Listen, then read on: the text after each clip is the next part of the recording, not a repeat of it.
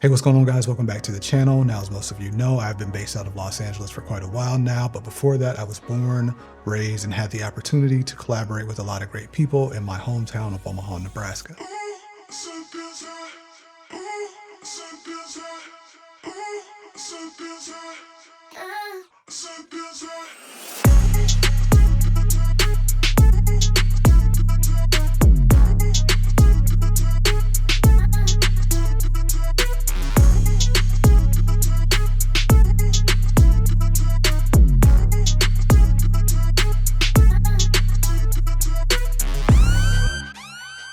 Now, one of my favorite projects and collaborations still to this day was a project called Beauty Beyond Strength.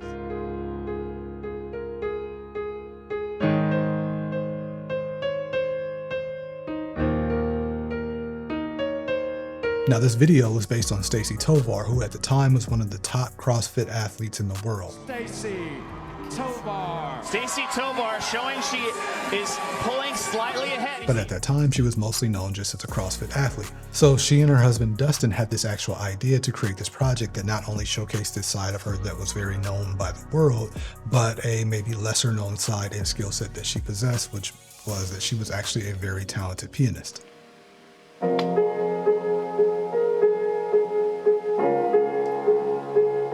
So we came up with this concept to tell two parallel stories that converged at the point of a somewhat dramatic reveal. The reveal being that this classical music that you actually heard scoring this video and this story and this journey that you were being taken on was actually in fact being played by Stacy, and we got to see that as the curtains opened to reveal her actually playing the piano on the stage.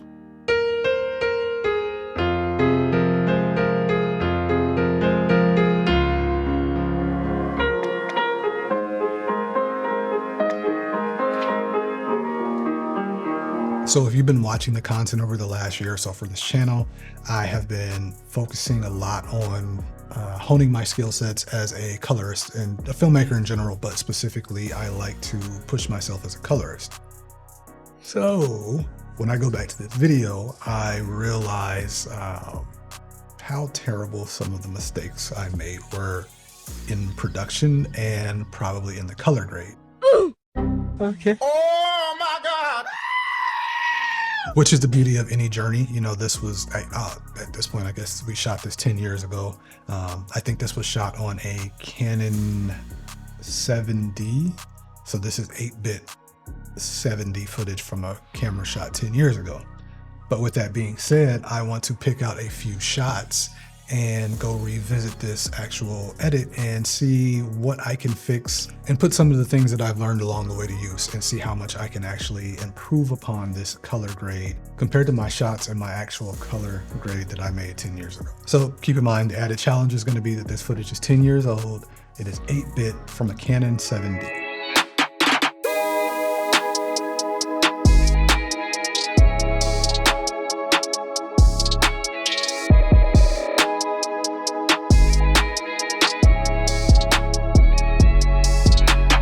So I actually graded this, of course, back then in Final Cut Pro.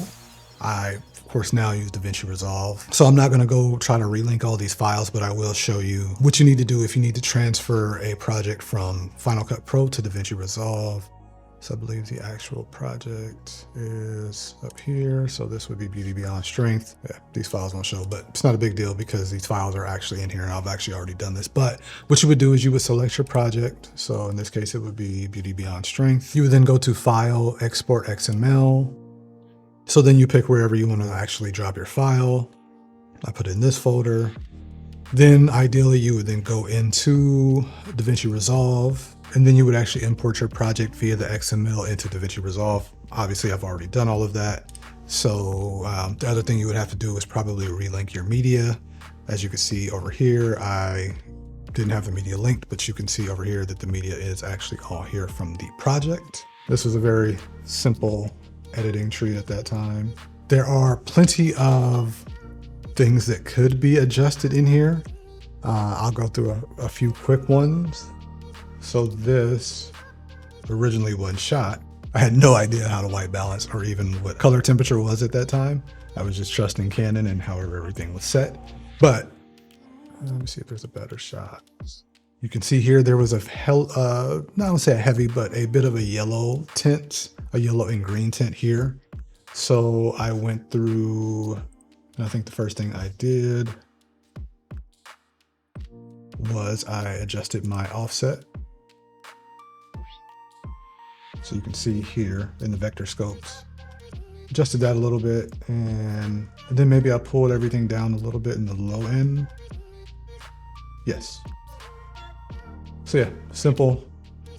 Brought down my blacks and I adjusted the offset on this. I think I did something very, very similar here, but maybe I adjusted. So first, offset. And then it looks like I adjusted my mids a bit. Actually, let me go to my waveform. It looks like I just did a slight adjustment to the skin tones via the mid-tone and my log wheels, probably pulling a little bit more of the red out of the skin tones. Oops. So not enough to be really noticeable. So here's another example. It wasn't a lot, but you could see, of course, this is all blown out, but this is leaning heavily into the blue and the magenta. So I offset that with my offset wheels just to give it a little bit more color balance. A little side note, we actually shot this video in reverse. So we spent most of the day here doing all the piano stuff. And then at the end of the day, we were going to do these shots to make it look like sunrise. So we had to shoot everything in reverse. So this is golden hour, blue hour, whatever you want to call it. So there is a little bit of a color shift into the blues and the magentas. But when I made this slight adjustment with the offset, her skin tone seems to be a little more true to life. The green and the brown in the grass are popping out a little bit more, as they should. One other shot I will really quickly go over. This shot where she's kind of dealing with her hair. Same as this one. I think this one came out a lot better, but you can see same thing, that yellow shift based off of the actual color in the room. So I just adjusted my offset a little bit to give it a little bit more balance. This one made it pretty close to breaking the shot, but it's enough. Same thing with this one. This one I think it's holding up a little bit better. Same thing, yellow, orangish tone. You can see it in the vector scope where it's leaning. And we've given it a little bit more balance here, and we are a little bit closer to the skin tone indicator low. So now we'll get into a few more of my more flagrant violations. So this next series of shots, we hit them in like 15 minutes because, as you can see, the sun is really dropping. Composition, and for what it was, we were somewhere in Iowa. I think it looks great, but you can also see that, you know, this isn't that bad actually. The next ones are the flagrant ones. But I wanted to adjust this a little bit, so I think the first thing I did was adjust the offset. So we took some of the yellow from the sun and the grass, balanced it a little bit more. See, I dropped down the low end and the blacks, or my shadows and my log wheels just a little bit. And then I made an attempt in my HDR wheels. I don't know how effective it was. My color space was Canon Cinema Gamut, which clearly this isn't, but it's the closest thing I could find. And then my color space, Rec 709. But in my HDR wheels, you can see I tried to bring down a little bit of this that was blown out, but now that I look at it on this screen, it almost just seems like I made the sky a little dingier, but you guys can decide which one you like better on that one, but that is what I did in the moment. Now here, this is flagrant. I had no idea what white balance was at the time, so yeah, this is gonna get a little out of pocket here. So yeah, this was the original shot. I don't know how I got away with this, but this is how the shot looked originally. I tried a lot of things on this one. Let's go back to our vector scopes. Okay, so slight adjustment on the white balance, which would be here, I guess in my color temperature. Next thing was the actual offset, where I had a heavy push into the yellows and the reds just to kind of balance it a little bit, which you can see here again, how much it affects things on the vector scope. And I probably ideally would have pushed this up here a little bit more, but I think I was trying to avoid what's going on here. But that was the adjustment I made. Slightly more flagrant. It's gonna be this one, which is just out of pocket. But you know, you live and you learn. That's just terrible. But same thing, offset.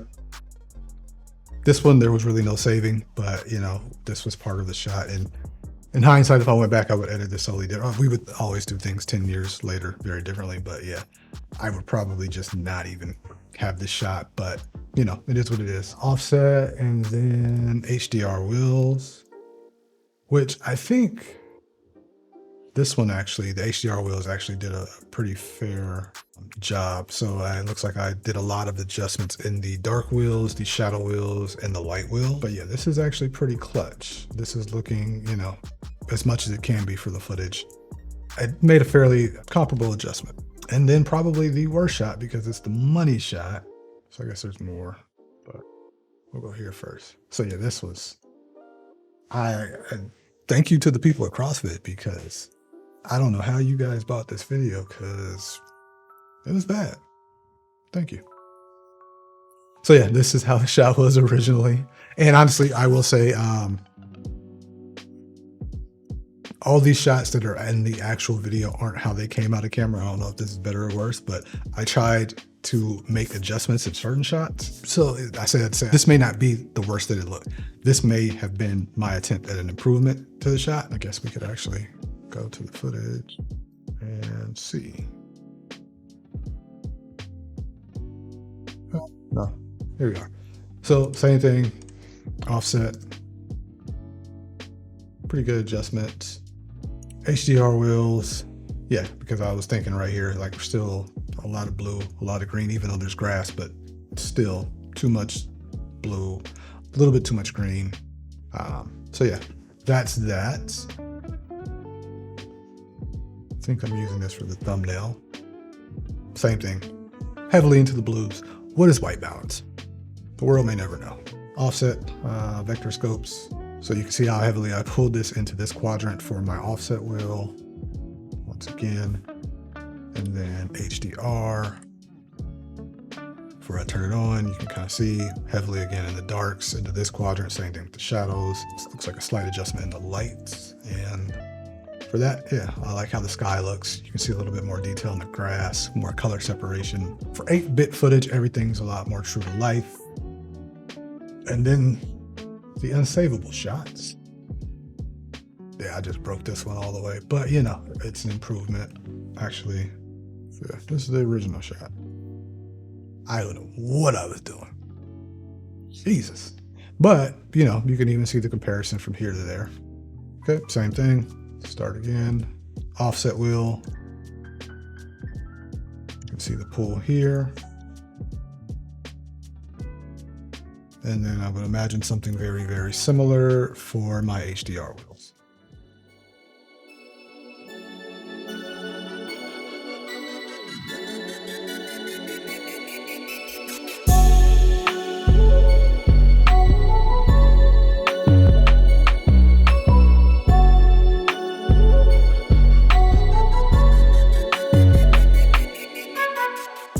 Now, once again, this was not perfect, but I think it was a good exercise. I enjoyed actually doing this and being able to share some of my past work with you guys.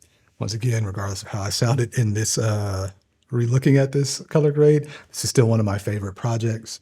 And more than anything, I'm happy to be able to be in a point where I can go back and revisit some of these projects and be able to apply some of the things that I've learned and to see that they actually work on worst case scenarios like this. But if you guys have any more thoughts, questions, anything you want to see me make content around based in the color grading space or filmmaking space, do let me know in the comments below. Don't forget to like and subscribe, and I will see you all in the next one.